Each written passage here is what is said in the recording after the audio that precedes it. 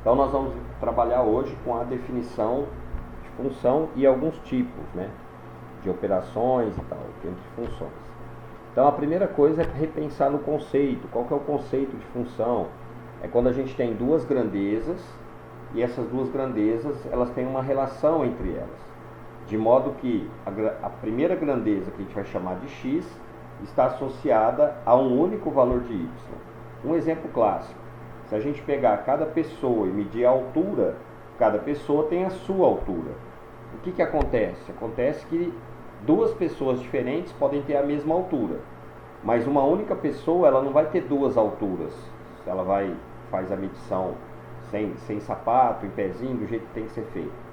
Então essa é a ideia de função. Se eu pego o valor da altura e a pessoa, cada pessoa seria o x, o valor da sua altura seria a função y. Então se cada pessoa tem uma única altura, isso é uma função. E aí a gente escreve isso assim. Por exemplo, as pessoas seriam o valor de x, então a gente pega como conjunto A. O resultado, que seria a altura, é o conjunto B, que são os valores de y. Percebam que nem todo y é atingido, né? Dependendo do intervalo que você pegue aí para y, nem todo mundo vai ser atingido.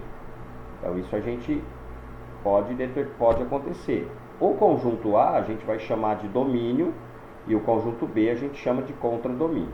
Quem que é a imagem da função? São os valores do y e b que são atingidos por alguém, por algum valor de x, certo? Usando o diagrama de Venn, a gente pode observar alguns exemplos. Então, o que pode acontecer? Eu tenho 1, 2, 3, 4, 5 elementos associados a esses três. É obedecendo a relação de função? É, porque cada elemento daqui está associado a um único daqui.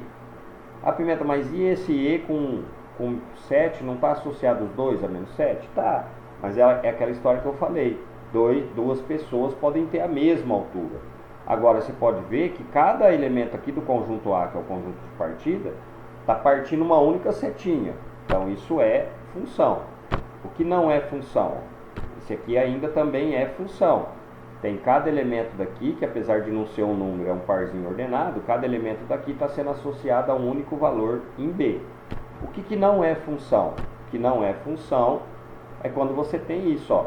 O 0 vai no 1, o 1 vai no 3, o 5 vai no menos 3. Beleza, isso aqui até agora é função. Por conta desse 7, que tem duas setinhas associadas a ele, então o 7 tanto tem imagem menos 5, como tem imagem menos 11. Então isso descaracteriza uma função. Outra coisa que descaracteriza a função aqui é o 9. O 9 não está associado a ninguém. Como se eu tivesse, por exemplo, o exemplo das alturas, todo mundo tem uma altura. Então o 9 ali seria alguém sem altura. Isso aí não existe, então não é função.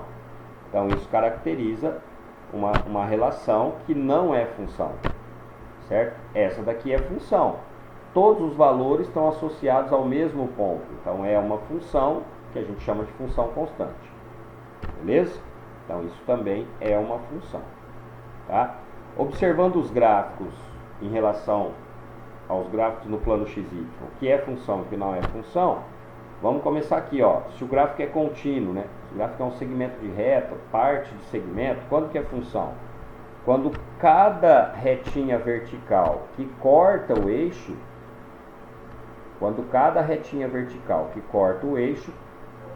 corta o gráfico da função, corta num ponto só.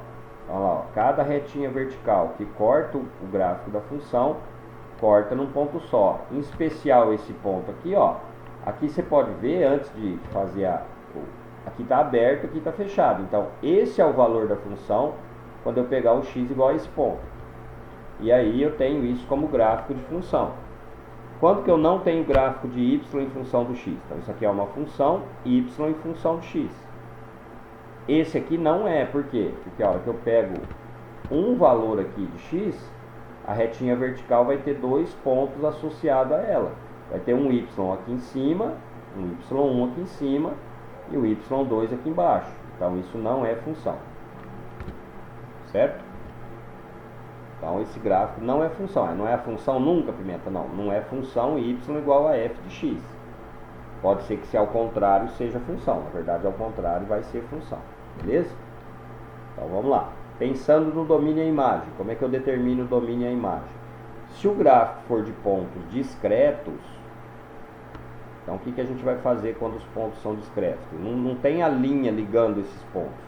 Você faz a projeção de cada ponto sobre o eixo horizontal, então você pega essas projeções vermelhas, você vai ter o domínio. Então o que é o domínio? Se eu considerar aqui o zero, cada quadradinho desse como sendo a unidade, 1 por 1. Então eu tenho aqui 0, menos 1, menos 2, menos 3. 1, 2 e 3. São os valores que são atingidos quando o ponto cai em cima do eixo X. Ó, esse aqui é o eixo X. Ficou meio apagadinho, mas é o eixo X. Na vertical eu tenho o eixo Y. Então eu vou olhar para o domínio na vertical. Quem que é o domínio? Você faz a projeção de cada ponto agora sobre o eixo vertical. E aí eu tenho o domínio, a imagem da função como sendo 5 pontos. Aqui, ó, o 1, o 2, o 3, o 4 e o 5. Certo? Então, isso é o que a gente chama de determinar a imagem e o domínio quando eu tenho um gráfico discreto. Certo?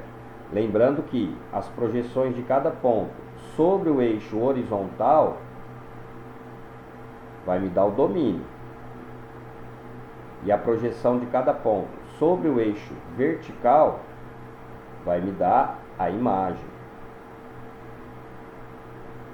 Certo? Então isso é o que a gente chama de determinar domínio e imagem. E quando eu tiver um exemplo onde a função for um conjunto contínuo. Então quando a diferença, ó, quando o conjunto é contínuo, o gráfico da função vai ser um traço, não é ponto a ponto, ó, essa figura ligando um ponto ao outro. Então esse gráfico contínuo, tá vendo? Eu fiz um gráfico sem tirar o pincel aí da lousa. Então o que acontece? Você pega o ponto mais à esquerda para determinar o domínio, projeta ele no eixo horizontal, que é o eixo do X, ó. De novo, aqui está meio apagadinho, mas é o eixo do X do Y. Projeta na horizontal, que é Y, moçada, ó, desculpa aí, Y. Então projeta na horizontal, você tem o domínio. Lembrando que cada segmentinho aqui é o zero, cada quadradinho desse é a unidade, então começa no menos 2 e vai até 1, 2, 3, 4. Certo? Então o domínio vai de menos 2 a 4. A imagem, você pega o ponto mais baixo, projeta aqui na vertical, dá um quadradinho para cima do eixo, e o ponto mais alto vai dar no ponto 5. Então a imagem seria um intervalo de 1 a 5. Lembrando de novo, projeção na horizontal dá o domínio, projeção na vertical dá a imagem. Aí nesse caso o eixo vertical todo é meu contradomínio. Como que a gente faz para estabelecer domínio? Não quando eu tenho gráfico, mas quando eu tenho a expressão que define a função. Quando eu tenho a expressão que define a função, o gráfico ele tem que obedecer essas 3 regrinhas. Se for uma função definida por uma divisão, por uma fração, o denominador, tendo x no denominador, o denominador tem que ser diferente de zero. Se a função for definida por um radical de índice par, raiz quadrada, raiz quarta, raiz sexta, o x, tendo o x no radicando, o radicando tem que ser diferente de zero. Maior ou igual a zero, desculpa, maior ou igual a zero. E se eu pegar uma função definida por logaritmo, que a gente vai ver ainda, tendo o x no logaritmando, o logaritmando tem que ser maior que zero. Essa última aqui, ó, a gente vai ver na aula que a gente for trabalhar com logaritmo. Então não vai ser agora, tá? Então vamos lá. Como que eu faço, por exemplo, crio funções fazendo uma vez a outra, ou uma dividido pela outra? Então, para fazer multiplicação, eu multiplico as funções, por exemplo, eu pego a função f de x igual a x mais 3, e pego a função g de x igual a x quadrado. Então, o que vai ser a função y, que é f vezes g? Vai ser x mais 3 vezes x quadrado, que vai ter uma expressão, posso deixar assim, ou eu posso abrir essa função e achar x ao cubo mais 3x quadrado fazendo a distributiva.